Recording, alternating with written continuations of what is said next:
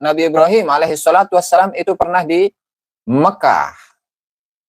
Nah, lalu tentu ketika kita bandingkan Nabi Ibrahim yang berapa ribu tahun lalu, 4.000 sampai 5.000 tahun yang lalu itu memiliki data empirik. Data empirik yang menunjukkan keberadaan dari Nabi Ibrahim alaihissalatu wassalam itu pernah ke Mekah dan memiliki seorang keturunan yang bernama Nabi Ismail alaihissalatu wassalam. Nah, lalu tentu untuk Ahmad al-Muhajir ilallah ya baru 1.000 tahun yang lalu. Nah, lalu apa yang bisa menjadi bukti bahwasannya Nabi lagi? Al-Imamul Muhajir ilallah Ahmad bin Isa itu pernah ke Hadramaut, pernah hijrah ke Hadramaut Yaman, kemudian menurunkan banyak keturunan yang diantaranya adalah Abdullah. Dari Abdullah lalu kemudian menurunkan 3 anak, ada Alwi, ada Jadid, ada Basri. Kemudian Alwi lalu menurunkan keturunan Ba'lawi sekarang itu. Ada Faqihil Mugaddam, ya kan? Ada Muhammad Sahib Mirba. Kemudian ke bawahnya lagi itu ada Al-Imam Ali bin Abu Bakar As-Sakran. Saudara sekalian, ini ada video yang sangat luar biasa yang wajib untuk kita tonton, di mana Gus Aziz Jazuli kembali lagi mengkritisi atau mempertanyakan apa yang beliau belum mengerti terhadap beberapa ceramah-ceramah daripada Gus Bah. Nah, ini salah satunya membahas tentang bagaimana keontektikan keberadaan Nabi Ibrahim. Tentunya buktinya adalah ada makom daripada Nabi Ibrahim itu sendiri, saudara sekalian. Nah, lalu kemudian saudara sekalian, bagaimana dengan keberadaan Ahmad bin Isa al-Muhajir yang diklaim sebagai salah satu keturunan Nabi Muhammad SAW dan melahirkan salah satu daripada nenek moyang kalian Ba'alu ini. Nah, apakah itu otentik atau tidak, saudara sekalian? Oke, selengkapnya mari kita sama-sama simak video berikut. Silakan. Saya mendapati Gus Baha itu mengulas tentang bagaimana keotentikan dari sejarah atau tokoh yang bernama Nabi Ibrahim alaihissalatu wassalam. Jadi kan begini, ketika Gus Baha itu membicara atau mengulas tentang bagaimana maulid Nabi ya, ada maulid Dibai, ada maulid Al-Barzanji, kemudian ada maulid Simtuduror, Kang Rohin, siap. Denpasar. Terima kasih Kang Rohin. Nah, itu apa namanya? Pembuktian untuk Nabi Ibrahim, keberadaan Nabi Ibrahim, status Nabi Ibrahim alaihissalatu wassalam sebagai sosok historis itu ada. Nah, itu ada. Apa enggak?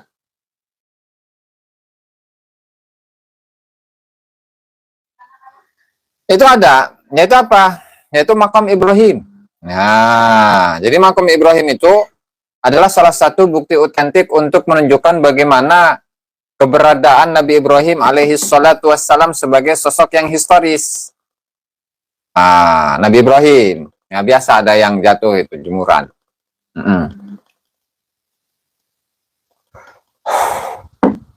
Ditambah juga Ka'bah. Nah, sehingga dalam sejarah ketika tidak ada bukti, ya Kang si paling halu. Dalam sejarah ketika tidak ada bukti sejarah, tidak ada prasasti, tidak ada apa namanya artefak, nah maka itu bisa dikatakan sebagai sejarah yang fiktif. Jadi cuman ceritanya cerita fiksi. Waalaikumsalam untuk semuanya ini ya. Karena ini waktunya sore rada mepet ya. Jadi kita langsung aja. Nih, kita simak terlebih dahulu bagaimana yang disampaikan oleh Gus Baha dan bagaimana kepercayaan Gus Baha kepada habaib yang kemudian kita komparasikan dengan ini bukan roasting, ini saya sedang mempertanyakan, bukan roasting saya Kang Ragena ya.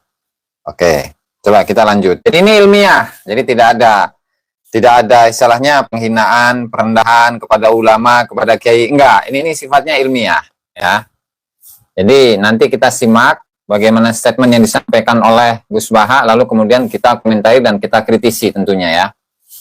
Karena budaya kritik, budaya musyawarah, budaya diskusi di kalangan para santri, di kalangan para kiai itu sudah biasa.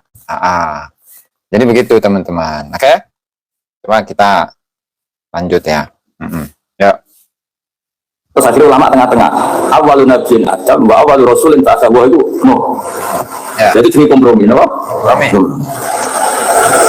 Nah, jadi mau, misalnya mau kiasi mau, cuma ya. Nah, itu ya kira-kira gitu. Jadi kalau ada polemik awaluman amanah ya tahmilannya proporsinya seperti ini, Pak. Ya. Kalau ada polemik awaluman ajalah ya tahmilannya seperti ini.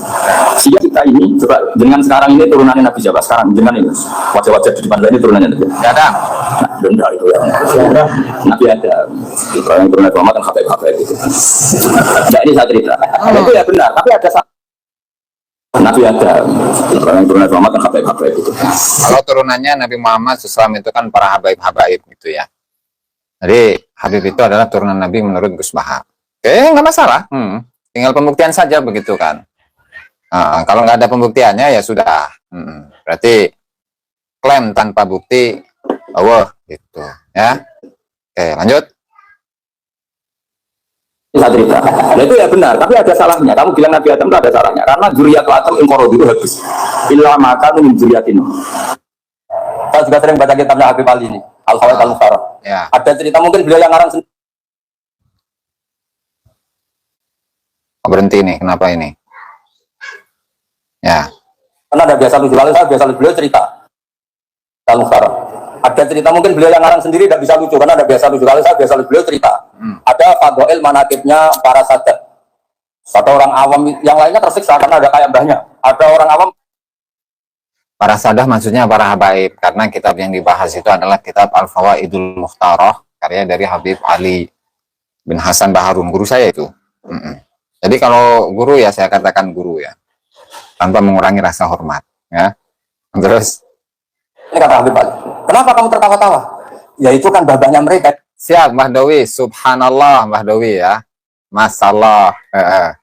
Jadi ini Mbah, sedang membahas tentang Gus Baha, di mana Gus Baha itu mengulas bahwa bukti otentik untuk Nabi Ibrahim alaihissalatu wassalam itu adalah Ka'bah dan juga Maqam Ibrahim. Ya, lalu di sini akan kita pertanyakan, Mbah. Akan kita pertanyakan bagaimana Ahmad Al-Muhajir Ilallah itu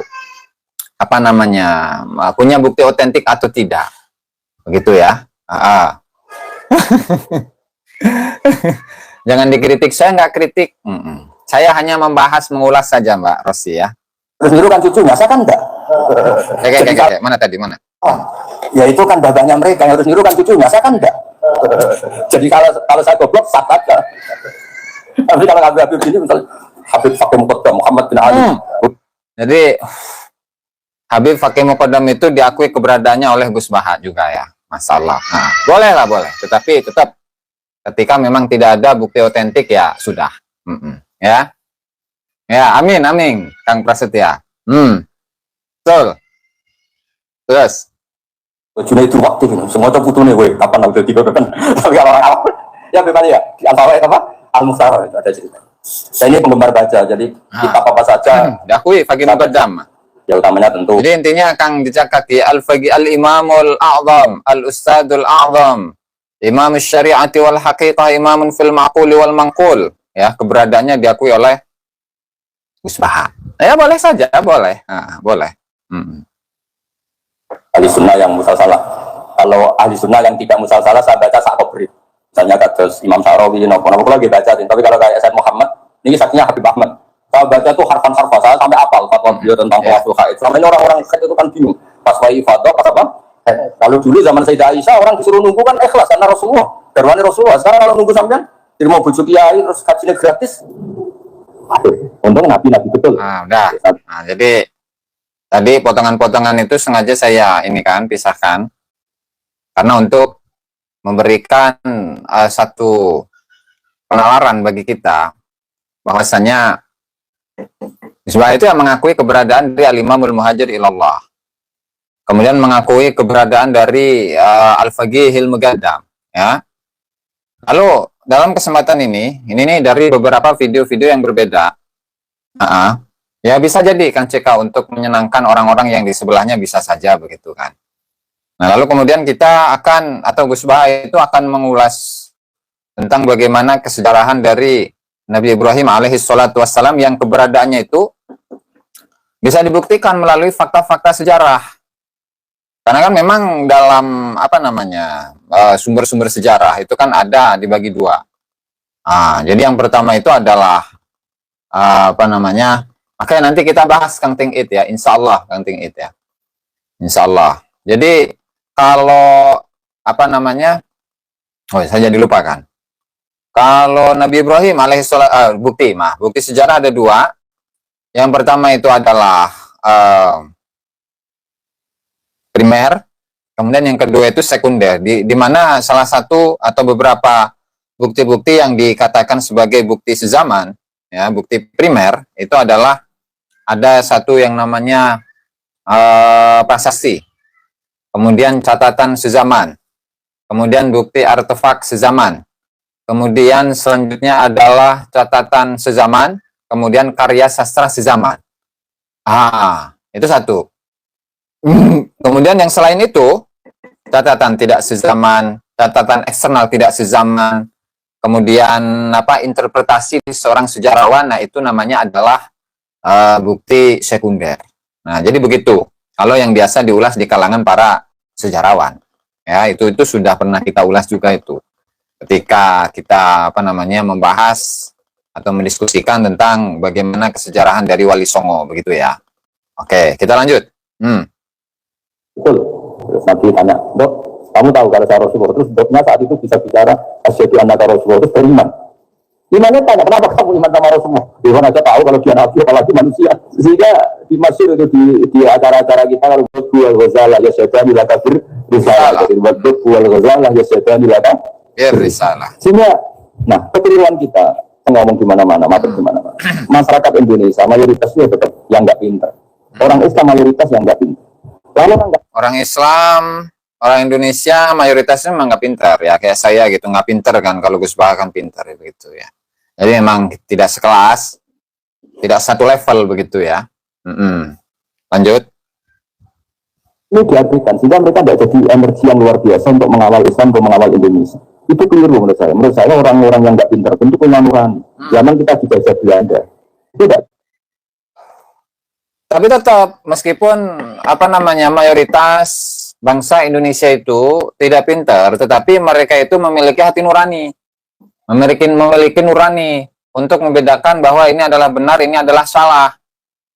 Nah, begitu juga dengan misalkan ketika kita aplikasikan dalam fenomena yang terjadi saat ini, di mana la ilaha illallah Rasulullah, bagaimana nasab Alawi itu benar atau tidak?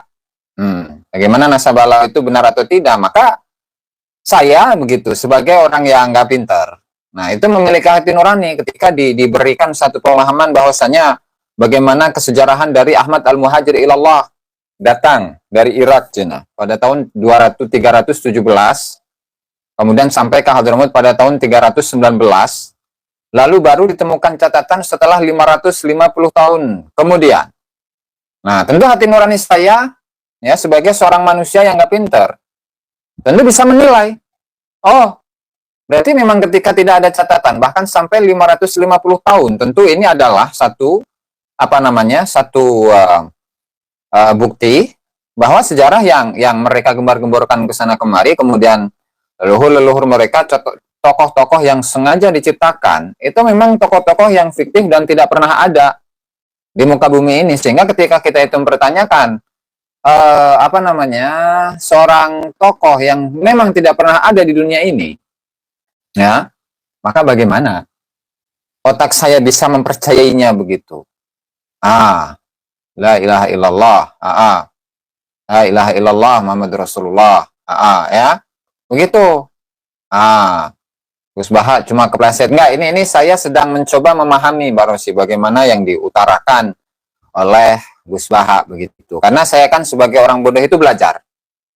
Kalau saya tidak memahami maka akan saya pertanyakan begitu. Siap. Habibah Naratu bagus ya. Terus. Gak semua orang profesor, gak semua orang kiai, gak semua orang alim. Mereka orang-orang yang gak terpelajar. Tapi tetap tahu caranya melawan apa? Melawan penjajah. Karena tadi manusia ini diciptakan itu sudah punya pengetahuan. Seperti mukadimah dibaca Pak Iqra wa rabbukal akram alladzi. Di Martapura sekarang banyak orang membuat emas palsu. Jangankan emas palsu, nasab palsu aja bisa dibikin, Kang. Paling halu ya. Dari Kalimantan, dari Dayak. Jangankan emas palsu, bikin nasab palsu pun juga bisa. Ya. Bener nggak, Beb? Ratu Bagus? Masalah kami warga NU melihat imat fitnah akhir zaman, pembohong besar. Ini nggak kebalik nih. Nggak kebalik. Nggak kebalik nih. Ya mudah-mudahan Kang It ya, mudah-mudahan beliau mengecek begitu ya. Enggak, tapi sebenarnya saya di sini bukan untuk membahas tentang Ahmad bin Isa secara khusus. Ya, Kang Ahmad Saleh. Tapi saya sedang berusaha untuk memahami bagaimana pengajian dari Gus Baha itu kan, uraian serta penjelasan dari Gus Baha itu bagaimana. Lalu kita aplikasikan tuh. Siap Kang Oleh, itu Habib ya. Boleh lah, boleh. Tadi jangankan emas palsu, nasab palsu saja bisa dibikin, ijazah palsu juga bisa dibikin. Jadi kalau yang palsu-palsu itu mudah bikinnya. Kayak Ka'bah palsu, itu pun juga bisa kan? Ada kan di zamannya Abraha itu ada Ka'bah palsu juga. Di Son'a itu yang dibikin oleh Abraha al-Ashram. Subhanallah, masallah, la ilaha illallah. Nah itulah. Jadi yang palsu-palsu itu mudah untuk dibikin ya, Kang CK ya, atau imitasi.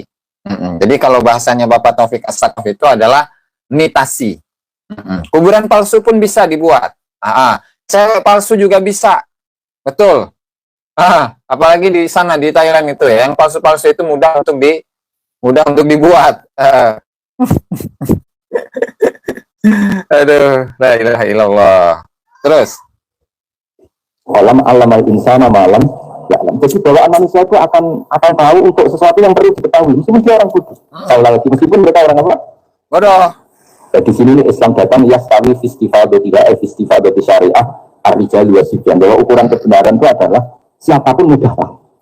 Jadi ukuran kebenaran itu siapapun bisa tahu.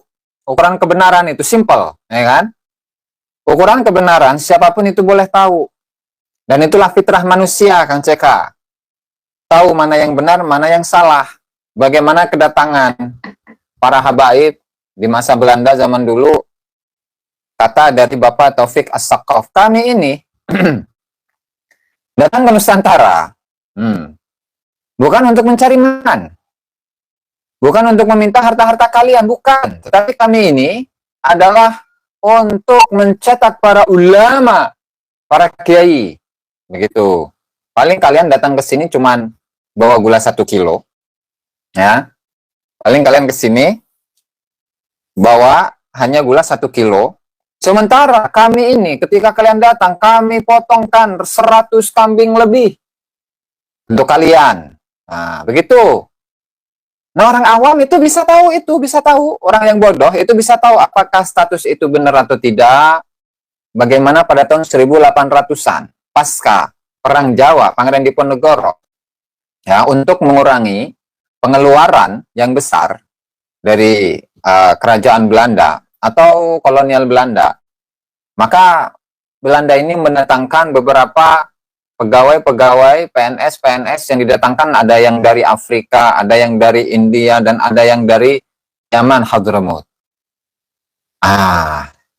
Sehingga kemudian ada datanya mulai dari tahun 1850 sampai 1942. Nah, itu terdaftar itu siapa saja yang menjadi yang menjadi kapiten-kapiten Arab di beberapa kota-kota dan tempat-tempat yang memang menjadi tempat koloni Arab Hadramut. Nah, begitu. Siap, Kang Genies. Lanjut saja ya. Jadi intisarinya adalah ketika kebenaran itu disampaikan, maka orang yang bodoh, seperti saya, Assalamualaikum Kang Densing, itu mudah untuk mengetahuinya. Nggak perlu, nggak harus untuk menerima kebenaran itu, dia harus menjadi orang yang pintar, nggak boleh. Jadi kapiten CK, kapiten Rahab, kapiten Setio, kapiten siapa namanya? Ratu Bagus, begitu ya. Nah, itu ketahuan nanti ketika memang benar-benar menjadi PNS Belanda, Kang Insan Kamil ya, subhanallah. Jadi ini bukan untuk menyanggah, tetapi ini untuk memahami bagaimana apa yang sampaikan oleh Gus Baha itu bisa saya pahami, begitu. Ya, Bapak Rokim As-Sugar 1 kilo dan kambing 10 ekor. Nah itulah garamahnya beliau ya. Subhanallah. Lanjut. 3 angka 5 itu adalah farqul wahid, cabang dari angka 1. Kalau aslu huwal wahid, yang asli adalah angka 1. Dan 1 ini harus 1. 0, itu ditemukan untuk setelah ada angka 1. Jangan keliru kamu. Ya. Tanpa ada angka 1 tidak ada 0. 0 ada gunanya kalau ada 0,1. Misalnya ada orang bilang, tapi kan ada 0,5. Kita katakan Pak Rekrutasi sebetulnya ciri utama ilmuwan atau ulama atau profesor. Ini Habib lagi. Gus Baha ini sedang membahas tentang ciri ulama, ciri orang yang pintar itu bagaimana, begitu kan? Oke, coba kita ulangi ya. 0,5 kita katakan Pak Rekrutasi sebetulnya ciri utama ilmuwan atau ulama atau profesor atau dokter itu usahakan yang mudah itu, yang sulit itu menjadi apa? Mudah. Jadi dua hukum Yusra, jadi hukum Yasir. Sehingga kata Imam Al-Amudi, dia menjadi wali besar itu justru karena belajar tauhid. Al-Amudi. Sing saya Syekh Sa'id bin Isa Al-Amudi itu merupakan salah satu murid dari Al-Imam Faqihil Muqaddam. Yang katanya dulu Faqih Muqaddam itu ketika hidup dalam berdakwah itu memutus atau memotong pedangnya menjadi 2 bagian. Karena memang di awal-awal mulai dari masanya Imam Ubaidillah sampai masanya versi Balawi ya. Dari masanya Ubaidillah sampai kepada masanya Faqihil Muqaddam itu ketika dakwah itu menggunakan pedang. Nah, lalu kemudian ketika zamannya Al-Imam Al-Ustadzul A'zam Al-Faqihil Muqaddam. Ya, Al-Faqihil Muqaddam ketika dakwah itu pedang yang beliau miliki itu kemudian dipotong menjadi 2, dipatahkan menjadi 2.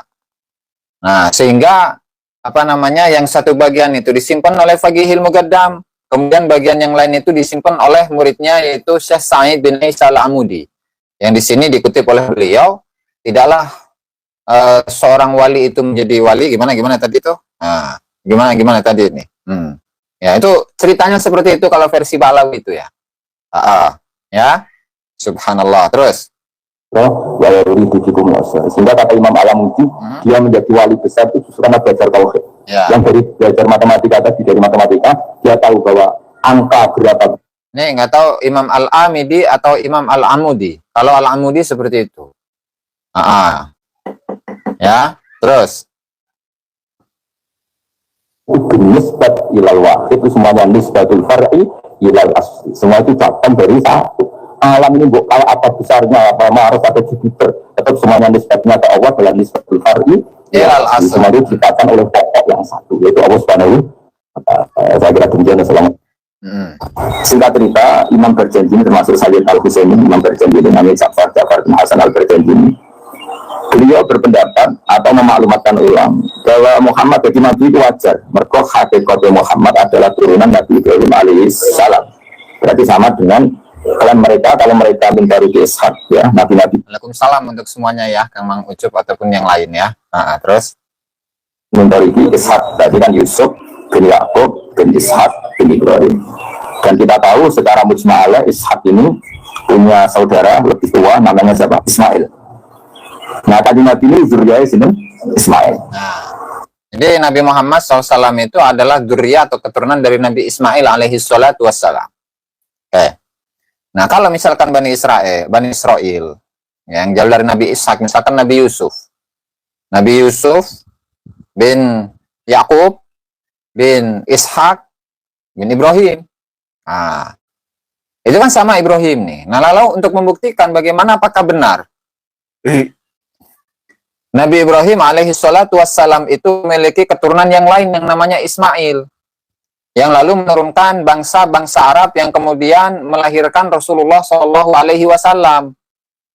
Nah, kalau memang iya, buktinya apa? Buktinya mana?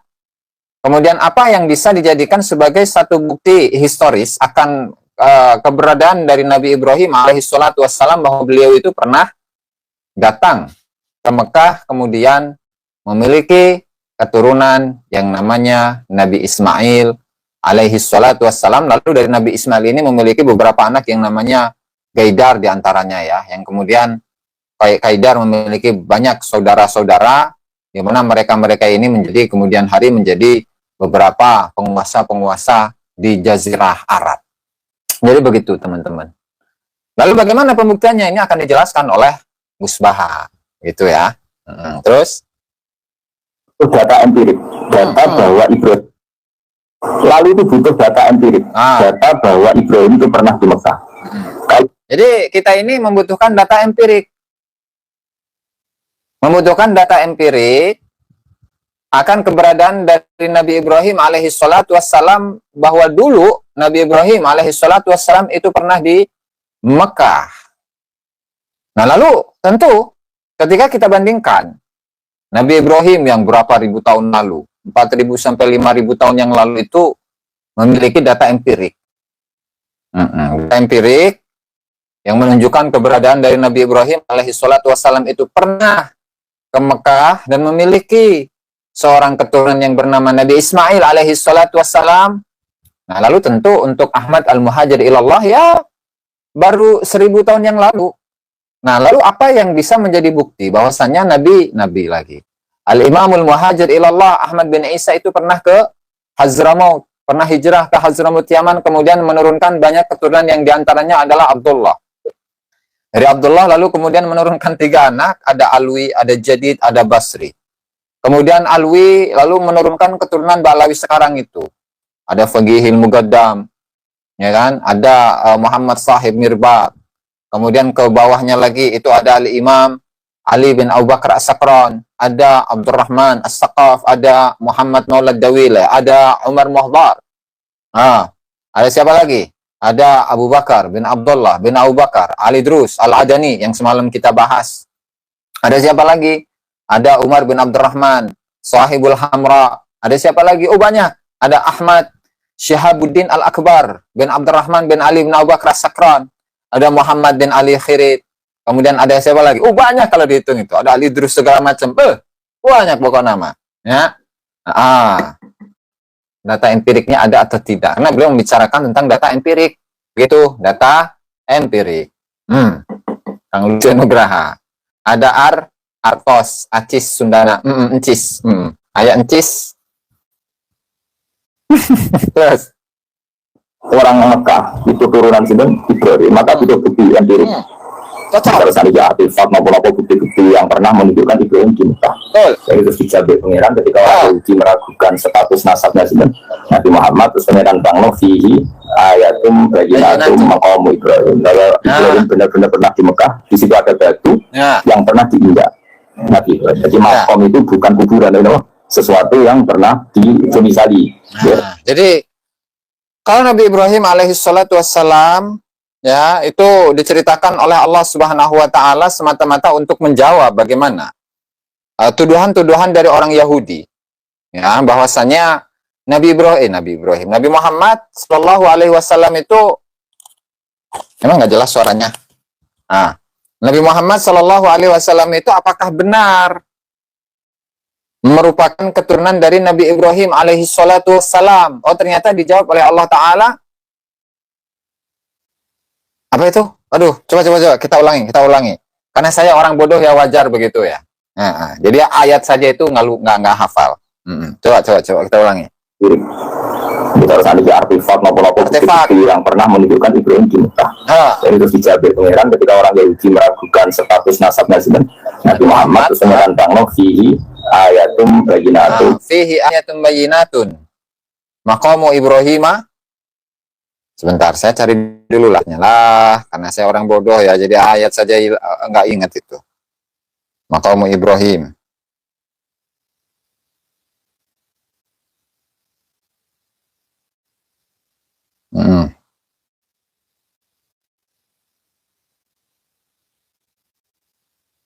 Fihi ayatum bayyinatum maqamu Ibrahim wa man dakhalahu kana amina walillahi an-nasi hajjul baiti man istata'a ilaihi sabila wa man kafara fa innallaha ghaniyun 'anil 'alamin.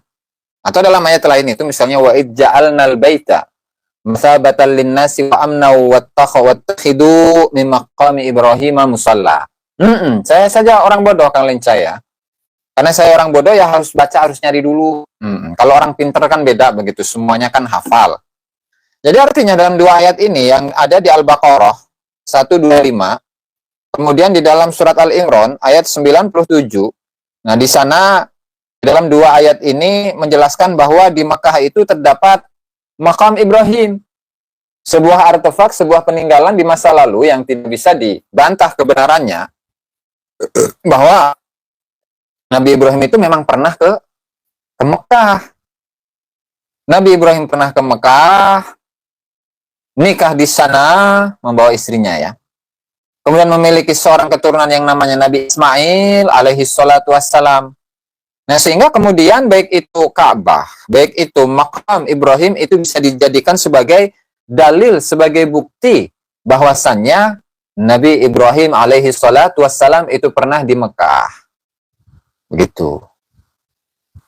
Lalu bagaimana dengan Al-Imamul Muhajir ilallah? Makamnya saja itu baru muncul pada abad ke-9. Seperti yang dikatakan oleh Al-Imam Umar bin Abdurrahman Sahibul Hamra dalam kitabnya Fathur Rahimur Rahman wa lam yu'rafil ana maudi'u qabrihi, di mana lokasi kuburan dari Imam Al-Muhajir ilallah Ahmad bin Isa sekarang pada abad ke-9 Hijriah itu tidak diketahui. Hanya saja warawaihul unsi fi arja'ihi faihah. Aroma keharuman di sekeliling kampung Al-Husaisah itu semerbak wanginya. Wa yus'iru anna fihi rohan zakiyatan salihan, itu menunjukkan bahwa di dalamnya itu terdapat roh yang suci, roh yang soleh, dan itu tentunya adalah makam dari Ahmad bin Isa Al-Muhajir ilallah. Ditambah lagi pembuktiannya dengan apa? Kana Abdurrahman As-Saqaf yazuruhu. Wa kana Abdullah bin Abu Bakar Al-Idrus yazuruhu. Sehingga itu menunjukkan bahwasanya makam Ahmad Al-Muhajir ilallah, Ahmad bin Isa, itu berada di sana. Tetapi melalui tadi itu warawaihul unsid, ada aroma-aroma yang harum semerbak di sekeliling, ya, yang ada di sekeliling Al-Husaisah, maka disitulah menunjukkan bahwa di sana adalah makamnya Al-Muhajir ilallah Ahmad bin Isa. Dan tentu ini berbeda dengan makam Ibrahim alaihi salatu wassalam yang merupakan ya sebongkah batu yang di situ ada tempat pijakan Nabi Ibrahim, tempat pijakan kaki Nabi Ibrahim alaihi salatu wassalam untuk membangun Ka'bah begitu ya. Sehingga kemudian alat pijakan ini disebut sebagai makam Ibrahim. Dan tentu ini adalah salah satu bukti otentik, ya, bukti otentik yang tidak bisa dibantah bahwasanya Nabi Ibrahim alaihi salatu wassalam itu kedatangannya ke Mekah tidak diragukan lagi. Begitu. Iya. Terus, karena ini pembahasannya seru ini, keilmuan ini teman-teman ya.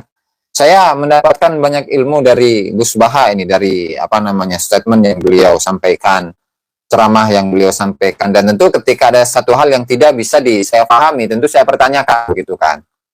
Jadi kita niatnya belajar, bukan untuk menjelek-jelekan ulama, bukan untuk menghina para ulama atau kiai-kiai kita begitu. Jadi gitu teman-teman. Makanya jangan suudzon terlebih dahulu lah. Karena kita sesama umat Islam. Masalah. Terus. Kalau Ibrahim benar-benar pernah di Mekah, di situ ada batu yang pernah diinjak. Jadi makom itu bukan kuburan, sesuatu yang pernah diinjak. Jadi kalau pernah diinjak. Jadi makanya mirip jalan di makom Ibrahim itu batu yang diinjak Nabi Ibrahim ketika bangun Ka'bah. Ya karena mukjizat terus bekas. Dan bekas itu mulai dulu orang yakin dan pasti itu sisa atau bekas kakinya Nabi Ibrahim. Lana Ibrahim nabi urip teng Mekah karena sampai bangun Ka'bah. Kalau Ibrahim itu pernah ke Mekah sampai membangun Ka'bah, Cina. Terus saya terjemahkan ya. Lama. Berarti mungkin sekali Ibrahim meninggalkan duriannya di Mekah. Makanya Quran terus cerita bahwa Ibrahim itu ngendikan ketika mau meninggalkan Mekah, ini askantu min dzurriyyati biwadin ghairi dzi zar'in inda baitil muharram. Terus Nah, saya terjemahkan. Inda baitikal muharram. Baitikal muharram. Nah, Rabbi inni askantu min dzurriyyati biwadin ghairi dzi zar'in inda baitikal muharram. Nah, jadi di sini ada petunjuk sebenarnya. Ya, Kang PWILS Bengkulu ya, salam untuk Bengkulu.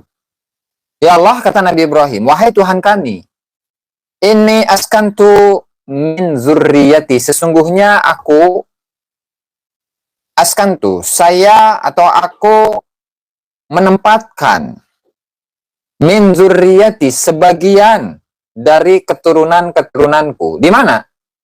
Biwadin, di satu lembah, yang namanya lembah itu kan ya apa namanya di bagian bawah cekungan daripada bukit-bukit. Nah, jadi pegunungan. Nah, kemudian bagian yang bawahnya itu, nah disitulah cekungan, lembah namanya.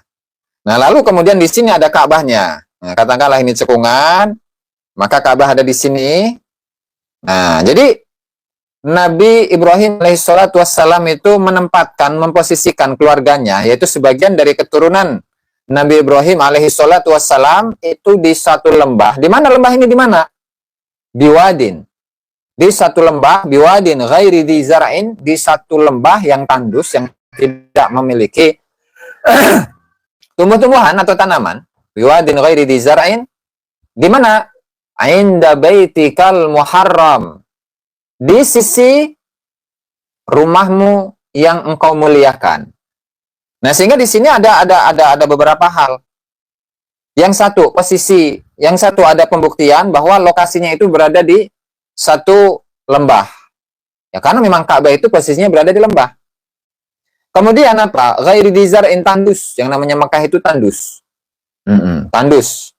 Berbeda dengan Madinah. Kalau Madinah itu banyak pepohonan-pepohonan dan juga ada apa namanya tanaman ya, apa istilahnya? Aduh, lahan untuk menanam pohon kurma. Nah, itu untuk di Madinah. Nah, sehingga posisi antara Mekah dengan Madinah berbeda. Kalau Mekah itu disebut sebagai wadin ghairi dzi zar'in, satu lembah, ya memang lembah itu tandus, tidak ada pepohonannya sama sekali. Nah, kemudian untuk di mana? Di Madinah, Madinah itu enggak. Di situ lebih subur. Cuacanya lebih dingin, dan di situ cocok untuk menanam pohon-pohon kurma. Nah, sehingga enggak ada kurma Mekah, enggak ada. Yang ada itu adalah kurma Madinah. Yang ada adalah kurma Madinah.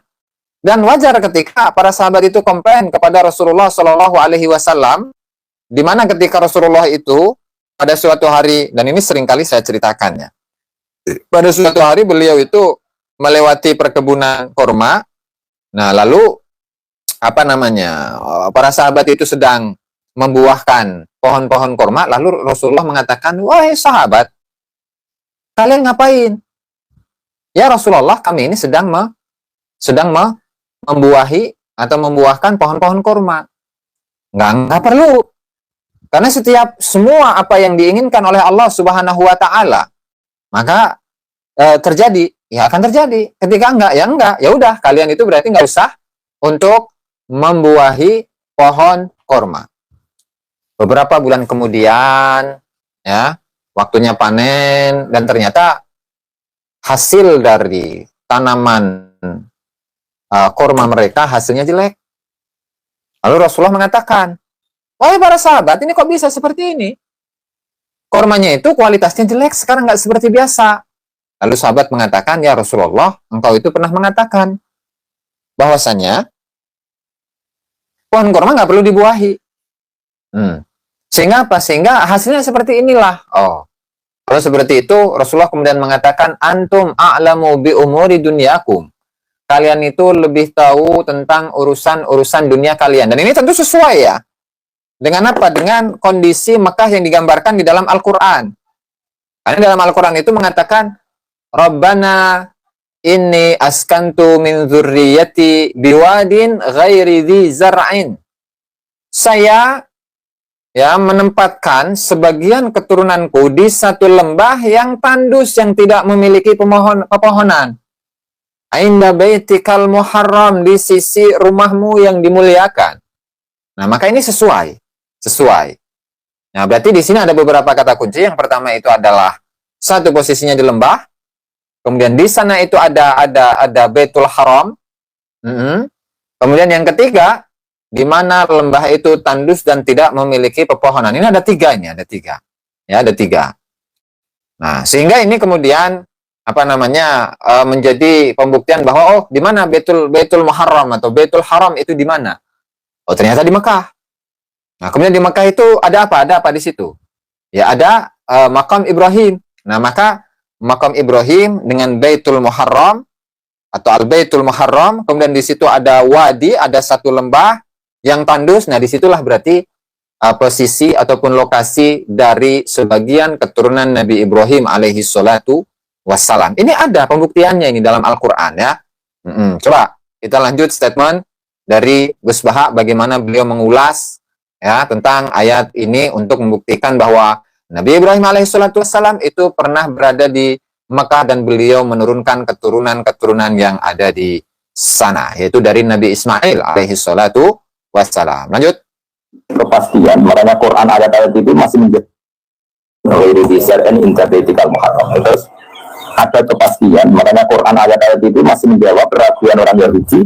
Muhammad kenapa jadi nabi? Dia itu anaknya siapa? Turunannya siapa? Padahal di Taurat dan Injil jelas aturan nabi itu zuriatam ya. Nggak boleh. Nabi turunannya Parwan itu tidak boleh. Turunannya Karmen itu tidak boleh. Ribet. Ribet. Nabi itu harus turunan nabi. Bukan karena Allah itu asobian, enggak. Masyarakat itu lebih ikhlas. Misalnya nabi, turunannya nabi, dari nabi hormat kan enak. Bapak itu soleh, begitu soleh. Misalnya nabi sebagai Karmen katoan cekak kan bingung. Orang dihormati bapaknya nabi, dihormati katoan cekak main gaplek, kan bingung. Jadi aturannya harus itu. Karena kiai oleh kiai kan tidak maksud derajatnya nanti bawah. Pemenang kiai maklar. Nah, jadi di sini kan ada dua hal sebenarnya itu. Yang satu itu kedatangan Nabi Ibrahim alaihi salatu wassalam. Nah, lalu kemudian merunut siapa saja keturunan-keturunannya. Nah, begitu juga dengan Al-Imamul Muhajir ilallah. Pembuktian kedatangan Ahmad Al-Muhajir ilallah dari Irak, Juna, ke Hadramut. Ini terbukti atau enggak? Nah, lalu ketika memang terbukti, baru di situ akan ditelusuri siapa saja yang menjadi keturunan-keturunan di sana yang kemudian sekarang itu dikenal sebagai keturunan Ahmad bin Isa. Kalau dalam kitab-kitab nasab itu disebut sebagai Ahmad Al-Muhajir, Ahmad bin Isa Al-Abah. Nah, kalau di versinya Balawi itu Ahmad Al-Muhajir ilallah. Nah, jadi pembuktiannya itu apa? Buktikan terlebih dahulu bahwasanya Ahmad bin Isa itu pernah ke Hadramut. Nah, lalu setelah bisa dibuktikan, oh ini loh bukti bahwasanya Ahmad Al-Muhajir ilallah itu berhijrah ke Hadramut, maka keturunannya siapa saja yang ada di sana. Nah, sebagaimana dalam ayat tadi, Rabbi inni askantu min dzurriyyati biwadin ghairi dzi zar'in 'inda baitikal muharram. Nah, kalau Nabi Ibrahim kan seperti itu ya, bisa saja Ahmad Al-Muhajir ilallah bisa saja seperti itu. Sebagian keturunan dari Ahmad Al-Muhajir ilallah itu berada di Hadramut, tetapi buktikan terlebih dahulu bahwa Ahmad Al-Muhajir ilallah itu pernah ke Hadramut. Jadi begitu teman-teman ya. Ini untuk menyamakan persepsi antara bagaimana pembuktian kepada Nabi Ibrahim alaihi salatu wassalam yang pernah ke Mekah lalu kemudian menurunkan keturunan-keturunan yang diantaranya adalah Nabi Muhammad sallallahu alaihi wasallam. Nah, begitu juga dengan Ahmad Al-Muhajir ilallah yang pernah datang ke Hadramut lalu kemudian menurunkan keturunan-keturunannya yang namanya Ali bin Abu Bakar As-Sakran. Nah, jadi begitu teman-teman ya. Untuk menyamakan persepsi antara kisah Nabi Ibrahim alaihi salatu wassalam kemudian kisah dari Ahmad Al-Muhajir ilallah. Yang seorang imam, yang luar biasa hebat. Luar biasa ya. Jadi begitu supaya teman-teman bisa menyerap apa yang disampaikan oleh beliau. Nah, jadi bukan ilmu husnudzon, Kang Brot. Sekali lagi. Dan ini bukan untuk husnudzon. Intinya harus ada kesamaan pembuktian. Betul. Buktinya sangat banyak. Nggak bisa diucapkan satu-satu sehingga buktinya itu hilang semua saking banyaknya ya. Subhanallah, ini luar biasa itu pembuktiannya. Makamnya saja baru muncul 550 tahun kemudian. Itu pun melalui mimpi, melalui kasaf ya, melalui ronsen kuburan ya. Subhanallah. Lanjut. Ini masalah Nabi ya, orang yang spesial. Itu harus bapaknya spesial, banyak spesial, beda spesial. Ya, berarti kan kalau memang iya, Ali bin Abu Bakar As-Sakran, Abdurrahman As-Saqaf, kemudian siapa Al-Imam Faqihil Mugaddam, itu adalah orang-orang yang spesial, maka kan perlu dirunut begitu. Spesial atau tidak itu nasabnya. Sebagai durian Nabi Muhammad Sallallahu Alaihi Wasallam, bahkan klaimnya itu Balawi lebih dari spesial. Semalam yang ada dalam kitab Mukhtasar Manaqib Al-Imam Abu Bakar Al-Adani Al-Idrus, di mana Ahlul Baiti afdalun nas. Di mana duriah Nabi ini, Ahlul Bait saya artikan sebagai duriah Nabi. Duriah Nabi itu adalah afdalun nas. Wa al Ba'alawi afdalu Ahlul Bait alal itlaq bil ittifaq. Dan keluarga Balawi itu adalah yang terbaik dari para dzurriyyah Rasulullah Shallallahu Alaihi Wasallam. Ini kan lebih dari spesial, ini jauh dari spesial. Sehingga kan pembuktiannya ada atau tidak begitu. Gampanglah untuk ke generasi misalkan Ali bin Abu Bakar bin Abdurrahman As-Saqaf bin Muhammad Maulad Dawilah bin Ali Al-Ghayyur bin Alwi Waladul Faqih bin Muhammad Al-Ustadul A'zam Al-Faqihil Mugaddam. Siap Kang Gus Channel. Bin Ali Walidul Faqih bin Muhammad Sahib Mirbad bin Ali Khaliq Qasam bin Alwi Athani bin Muhammad bin Alwi bin Ubaidillah bin Ahmad Al-Muhajir Ilallah bin Isa Ar-Rumi bin Muhammadin Naqib bin Ali Al-Uraidi. Sampai hafal saya. Dan seterusnya. Jadi kan spesial begitu. Kalau memang spesial ya tinggal dibuktikan saja kedatangan dari Al-Imamul Muhajir Ilallah ke Hadramaut. Subhanallah, luar biasa ini. Gus Baha itu ulama terbaik, betul. Jangan dikritik. Saya tidak mengkritik ini. Saya tidak mengkritik, tapi saya mencoba memahami apa yang beliau sampaikan di dalam ceramah-ceramah beliau. Begitu. Kalau nggak paham ya saya bakalan nanya begitu. Atau saya carilah kebenarannya bagaimana. Oke, lanjut. Sehingga aturan jadi nabi itu memang harus diriaskan bagian. Kalau dia boleh, sebenarnya maklar lah boleh. Kalau nabi tidak boleh.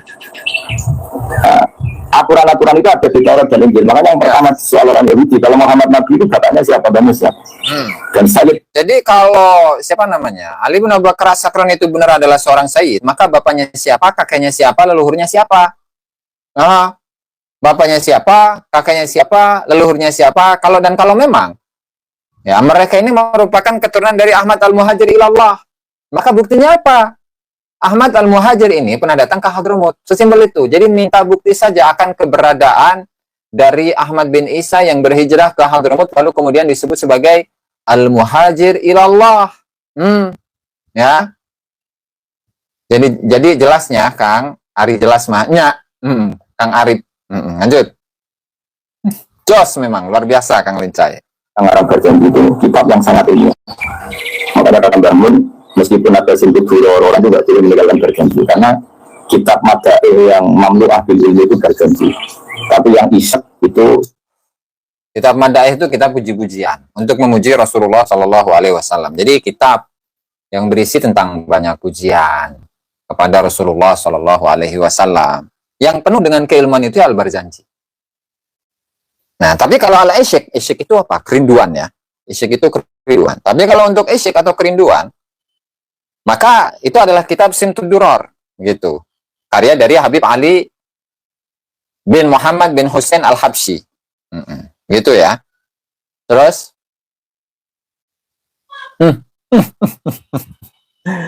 ya, tapi yang tua itu ya, ada sekali. Alhamdulillah dicampur biro kader itu dibaca semua. Meskipun nggak paham semua, karena kita yang bisa menjawab tuduhan orang Yahudi Nabi anak Esopo itu kita berjanji. Jadi tahu betul kalau masalah utama Nabi adalah anaknya siapa, mbahnya siapa. Maka dia memberikan buat Fa'ulu ya Muhammad bin Abdullah. Kalau ditanya gampang, Kalau orang modern saja tahu bapaknya siapa, mbahnya siapa, duitnya siapa, itu artinya nggak ada yang fiktif. Ukuran sejarah fiktif itu ditandai dengan satu kuburan, dua artefak. Ya. Berarti untuk pembuktian fiktif atau tidaknya tokoh-tokoh dari para leluhur, para habaib itu, ya itu dilihat satu kuburan, yang kedua itu artefak. Bagaimana dengan kuburannya Ahmad Al-Muhajir Ilallah tadi yang sudah saya jelaskan? Ahmad Al-Muhajir Ilallah itu kuburannya walam yu'rafil ana mawdi'u qabrihi, seperti yang dikatakan oleh Habib Umar bin Abdurrahman Sahibul Hamra, di mana kuburannya nggak diketahui sampai abad ke-9. Berarti memang sudah ada jarak 50 tahun kuburan tidak diketahui. Jadi ini sudah gugur kuburan. Lalu bagaimana dengan nisan? Nisannya mah nisan baru. Apalagi di sana sudah ada tradisi bahwa setiap sekian puluh tahun sekali, nah itu diganti. Jadi itu sudah tidak tidak bisa dijadikan sebagai sebuah bukti artefaknya ya, atau kuburannya itu nggak bisa. Saya akan memberikan contoh, ada kuburan-kuburan atau nisan-nisan yang ada pada abad-abad di masa lalu, di mana untuk tokoh-tokoh yang berpengaruh, ya, bentuk dari nisan-nisan mereka itu macam-macam kan. Nah, misalkan seperti ini. Muhammad bin Numay. Sebentar ya. Nah, misalkan seperti ini. Ini adalah nisan-nisan di masa lalu yang ada di wilayah Hijaz. Dan ini ada pada abad ke-3 Hijriah. Tahun 200 sekian begitu. Dari sisi khat, dari sisi tulisan, ya, dari sisi tulisannya membeda. Tuh, tulisannya membeda, khatnya khat kufi. Dan untuk penggunaan macam-macam khat yang digunakan sebelum abad ke-5 Hijriah itu khat kufi. Sementara khat yang digunakan di makamnya Al-Imamul Muhajir Ilallah itu bukan, nggak seperti itu. Dan kalau melihat dari khat ini, khat kufi, nah ini kan menunjukkan akan keberadaan peradaban di masa lalu. Nah, jadi ada hiasan-hiasannya, kemudian bentuk atau jenis dari khatnya itu berbeda. Nah, tidak seperti khat dari nisan-nisan atau makam-makam yang ada di Hadramut Yaman. Nah, sehingga kalau memang iya khatnya seperti ini, baru bisa. Belum melihat kepada bagaimana bukti arkeologis dari batunya. Jadi batu yang digunakan itu batu apa? Apakah batu basal? Apakah batu marmer? Atau batu andesit? Atau batu kapur atau bagaimana? Nah, itu penelitian-penelitian yang harus dilakukan untuk menguji seberapa kebenaran dari makam tersebut, lalu kemudian bisa dijadikan sebagai bukti bahwasanya tokoh yang dimakamkan itu adalah tokoh yang benar-benar historis pernah hidup di masa lalu. Ini kata Mbak Aisyah ini, Mbak Aisyah. Waalaikumsalam. Sebelum Rasulullah lahir di Pasai, sudah ada turun wahyu Allah Ta'ala disebut makam Ibrahim adalah kitab sezaman Nabi Ibrahim surah Al-Baqarah. Ada bukti ini masih ada. Oh, boleh.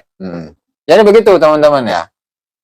Jadi bukan pakai batu baterai atau batu gamping begitu yang 50 tahun, 40 tahun itu rusak. Ya, Kang Zaki Zaf. Ya, insya Allah lah, mudah-mudahan niat saya baik begitu. Kalau baca komen jadi ngehujat, enggak. Ya, nggak boleh dihujat, nggak boleh. Kita ini sebagai bangsa Indonesia yang beradab, jadi kita harus memposisikan, nggak boleh merendahkan orang lain. Tapi kalau direndahkan ya kenapa tidak kita rendahkan lebih serendah-rendahnya begitu kan? Jadi gitu, ya. Betul Kang Bro, betul lah, masa nggak betul ya? Itu aku nama-nama itu buktinya apa? Di Ka'bah mulai dulu zaman Quraisy ada Bani Saibah. Dan Abu Muthalib namanya itu Saibah. Karena mulai kecil berubah, jadi kata Saibah ini mulai kecil berubah. Karena perilakunya teruji terus orang Mekah darah ini Saibatul Hamdi, Saibatul Hamdi. Ya. Nah karena dia pernah melayani saudaranya Hashim namanya Muthalib. Dan kita tahu Muhammad bin Abdullah bin Abdul Muttalib bin Hais. Justru karena itu video-video lama harus diluruskan.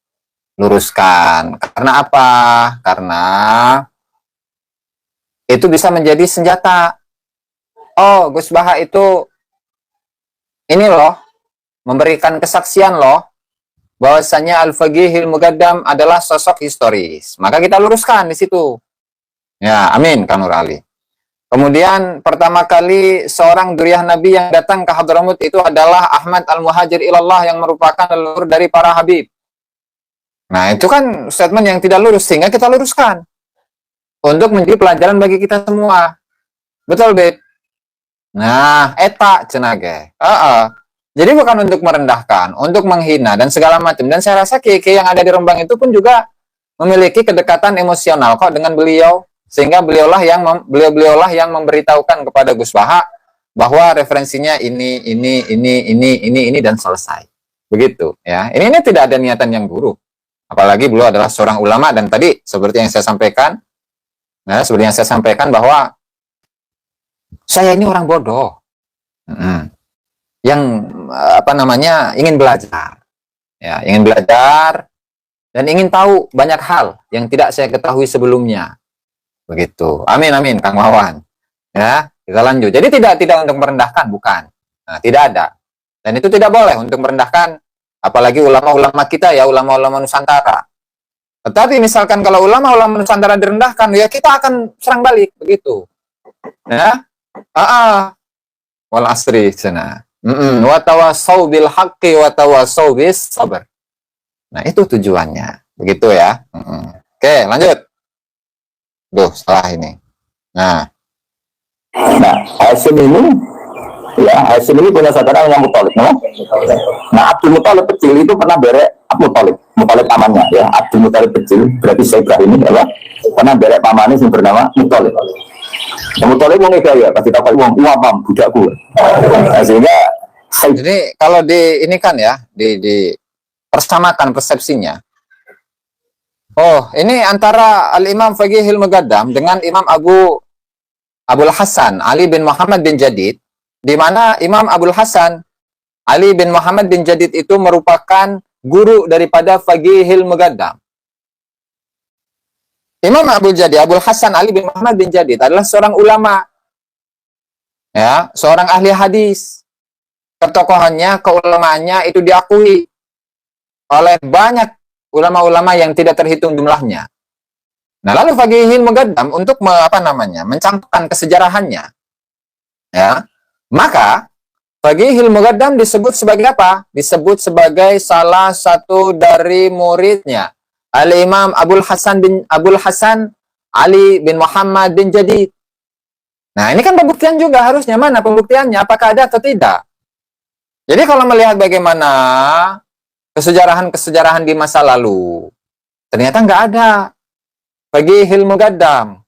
Bukti historisnya apa, bukti arkeologisnya apa, dan bukti-bukti yang lain yang menunjukkan bagaimana kesejarahan dari Al-Imam Faqihil Muqaddam. Itu apa? Kalau memang tidak ada, ya sudah. Subhanallah, Habibana, Beb Wali, Bang PC ya. Masalah. Jadi begitu, Beb. Ya, jadi ini bukan penghinaan kepada ulama.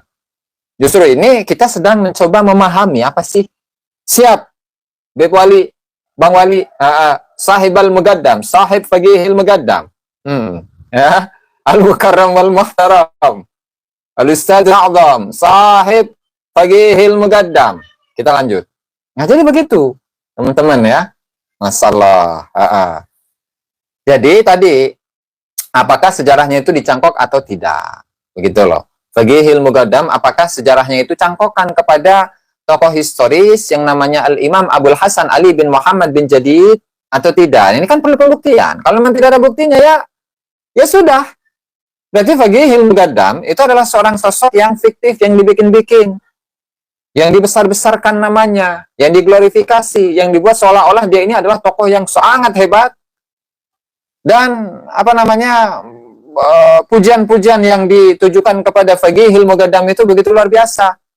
untuk menunjukkan seolah-olah bahwa Fagihil Mugaddam itu adalah seorang sosok yang pernah hidup di masa lalu, kemudian kesejarahannya dicangkokkan kepada beberapa tokoh yang diantaranya tadi Abdul Hasan Ali bin Muhammad bin Jadid, kemudian siapa namanya, Abu Marwan, namanya itu Salim bin Ali bin Ahmad bin Marwan, Ba Marwan, dan seterusnya begitu ya. Kemudian dikaitkan dengan seorang sosok yang namanya Al-Imam Sa'duddin Al-Dhofari yang mengutarakan bagaimana kesejarahannya, Fagihil Mugaddam, dan seterusnya. Yang intinya, Allah nggak ada bukti begitu. Selesai, titik, segera jebuk. Ya, Beb, Ratu Bagus ya. Kang Lincai. Lanjut. Abdul Muthalib, ya orang sial gini. Jadi pamannya itu gaya kan ganteng, Saibah ini ganteng. Kalau jalan-jalan sama pamannya, sini-sini Muthalib, itu dia aku sudah bisa bu, Abdi ini. Terus akhirnya sebenarnya Abdul Muthalib.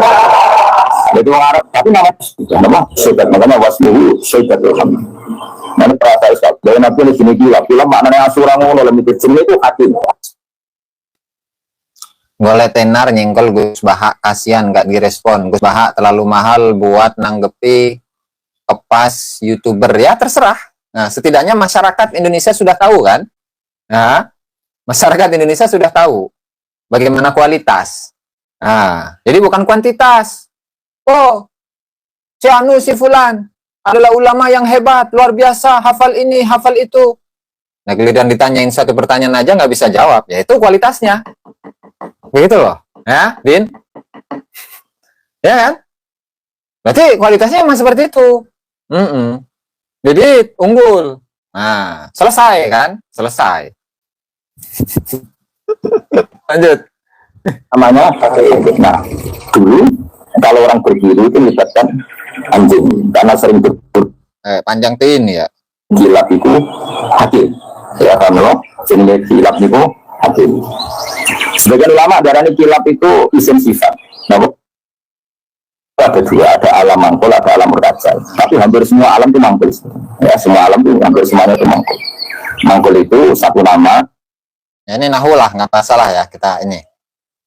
Hamdan, ya. Hamidah, Yahmidu, Hamdan, Yahmadu, Hamdan. Hamdan maknanya pujian, alam apa? Mangkul. Nah sekarang Asmani Babel itu jelas gak fiktif karena kan dia orang Arab tahu semua orang kafir pun tahu. Jadi kalau mbah-mbahnya Kanjeng Nabi, mbah-mbahnya Nabi Muhammad Sallallahu Alaihi Wasallam itu nggak fiktif. Kenapa? Karena memang diakui oleh banyak orang. Siapapun menjadi siapapun menjadi saksi dan sudah syuhrah wal istifadah bahwa Nabi Muhammad Sallallahu Alaihi Wasallam itu merupakan keturunan dari Nabi Ismail alaihi salatu wassalam. Ya, itu syuhrah wal istifadah. Data sejarahnya ada, pembuktiannya bisa. Nah, lalu bagaimana dengan syuhrah wal istifadah yang dimiliki oleh Ali bin Abu Bakar As-Sakran sebagai seorang dzurriyyah Nabi Muhammad sallallahu alaihi wasallam yang nasabnya itu disambungkan kepada Al-Imamul Muhajir ilallah.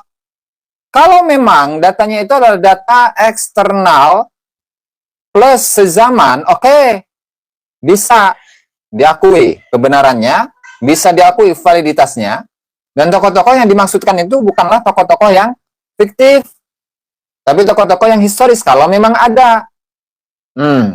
Tapi bagaimana bisa kita mengakui akan status dari Al-Imam Ahmad Al-Muhajir ilallah, kemudian Ubaidillah, kemudian Alwi, ya, dan seterusnya. Buktinya mana? Kalau memang tidak ada bukti, ya sudah. Berarti faktanya itu memang sosok-sosok yang sengaja dibikin dan sosok-sosok yang sengaja dibuat untuk melegitimasi kebenaran nasab tersebut. Padahal nggak ada. Nggak ada. Begitu loh. Kurang rapih ngibulnya, kurang banyak kitabnya. Terus. Babu Bani Saibah. Tapi ada orang bernama Saibah karena ada Bani Saibah, turunannya Saibah. Dan itu siapa? Abdul Muttalib. Dan itu siapa? Abdullah. Itu siapa? Muhammad. Jadi itu butuh bukti artefak. Makanya terus Allah menjawab jadi butuh bukti artefak. Butuh bukti artefak ini intinya. Butuh bukti artefak. Ya. Terus, Bayyinatum maqamu Ibrahim. Nah, bukti setelah Ibrahim, kan Ibrahim akhirnya kembali ke Palestina atau ke Syam. Lalu buktinya apa? Kalau duriannya Ibrahim itu ada di Mekah itu, Nabi Ibrahim dimaklumatkan oleh Quran bahwa beliau sempat menunjukkan ini aslamtu min dzurriyyati biwadin ghairi dzar'in inda baitikal muharram, ya Allah, sebagian anak turunku tak letakkan di Mekah. ya, Itu kalimat min dzurriyyati itu kalimat yang paling objektif, ada kata min sebagian. Karena kalau Ibrahim bilang dzurriyyati maka bohong, karena ada Ishak yang di Palestina. Nah, makanya disebut min, bahwa sebagian anakku tak letakkan di sini, karena sebagian yang lain di Palestina. Maka kata min dzurriyyati ini bukti bahwa Quran itu mukjizat betul. Itu memang faktanya Ibrahim itu ada yang di Palestina, yaitu Ishak, yang di Mekah Ismail. Nah, disebut min dzurriyyati, apa? Terus Ibrahim ngendikan biwadin, di lembah. Sebab itu Ka'bah itu di cekungan paling bawah. Bukti sejarah kita membuktikan seperti itu. Mulanya kalau senang Ka'bah kena banjir bolak-balik rukun, kalau senang. Karena sebutan senang dari segi kesemuaan buatan itu bukti empirik. Itu hikmahnya kenapa Ka'bah rubah bolak-balik. Andai kan nggak rubah bolak-balik karena banjir, orang susah nyari sejarah. Ketika Nabi umur 35 Ka'bah rubah mergo banjir, zaman Umar rubah karena Ka'bah itu di cekungan paling bawah. Quran memaklumatkan bahwa Ka'bah itu diwadin, di cekungan paling bawah. Itu ada Jabal Abi Kubais di cekung gunung, Ka'bah paling bawah. Nah, karena Ka'bah ini zaman Nabi Adam itu roh batu main. Jadi ketika Adam mau haji, tanya sama Allah, saya harus kemana? Ya sudah ke Ka'bah. Kita nangis begitu, ada roh batu main, ada roh batu main, ada cekungan dalam tempatnya air. Itu jenis Ka'bah. Zaman itu belum ada bangunannya, ya itu sudah namanya Ka'bah. Terus Ibrahim sesuai panduan itu bikin bangunan di situ. Bisa kamu bayangkan, Pak? Giling-gilingan status Ka'bah itu liwatin dari bizarrin dari kita muharram. Ya, ini penting. Sehingga orang-orang yang mengingkari nubuah pun percaya kalau Muhammad turunan Ibrahim, karena semua data mengarah. Jadi Ka'bah kena banjir, ono hikmah. Mau coba malah nggak mencet bocor, rumah pangeran kok rupo. Senjoko sobat. jadi semuanya itu tidak menyaksikan akan status Nabi Muhammad Shallallahu Alaihi Wasallam sebagai duriyah Nabi Ibrahim alaihi salatu wassalam. Nah, lalu bagaimana dengan Balawi, Ali bin Abu Bakar As-Sakran beserta saudara-saudaranya atau keturunannya? Siapa yang meragukan? Siapa yang meragukan? Siapa yang mempercayai? Buktinya mana? Kan begitu. Yang namanya klaim, yang namanya pengakuan, ya, al-bayyinatu 'alal mudda'i, di mana pembuktianlah itu yang harus didatangkan oleh al-mudda'i, orang yang mengklaim. Di dalam kitab-kitabnya Balawi, Bughiyatul Mustarsyidin, siap Kang Syam ya, Banjarmasin, salam untuk di Banjarmasin, teman-teman yang ada di sana. Dalam kitabnya Balawi mengatakan,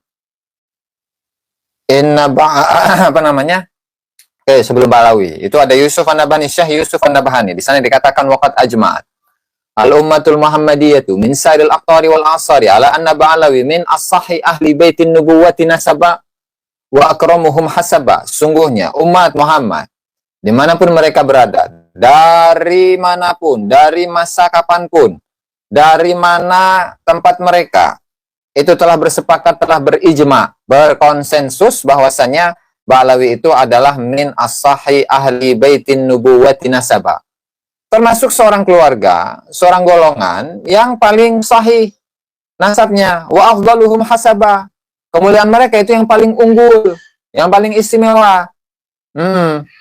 Ditambah lagi dengan siapa namanya, Ali bin Abu Bakar As-Sakran.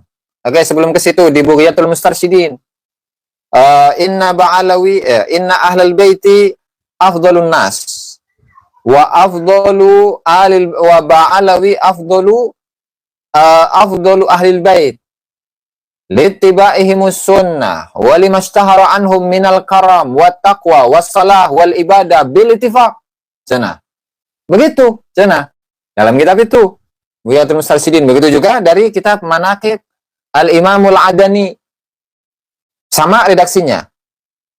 Kemudian kalau di Manaqib Al-Adani, di situ disebutkan wal Imam Al-Adani hum afdalu al-Ba'alawi. Di mana Imam Al-Adani itu adalah seorang tokoh yang paling utama-utamanya dari kalangan Ba'alawi. Artinya begini, yang paling baik-baiknya manusia adalah duriyah Nabi. Nah, jadi udah di apa namanya? Udah diayak begitu ya. Udah dipilih-pilih. Kemudian wa afdalu Ahlul Bait itu Ba'lawi. Kemudian diringkas lagi, dipilih lagi menjadi Ba'lawi. Nah, kemudian dari Ba'lawi ini diringkas lagi menjadi Al-Imamul Adani. Dan itu bil ittifaq. Dan itu bil ittifaq. Dan itu adalah kesepakatan para ulama. Jadi begitu. Jadi intinya, nasab yang paling sahih sedunia itu tidak ada buktinya. Berarti double. Itu. Berarti nasab yang double yang tidak memiliki fakta, yang tidak memiliki bukti. Siapapun bisa mengaku-ngaku, jangankan nasab, ya, dibikin-bikin menjadi nasab yang paling sahih sedunia. Emas saja tadi seperti yang dikatakan oleh Kang Paling Halu,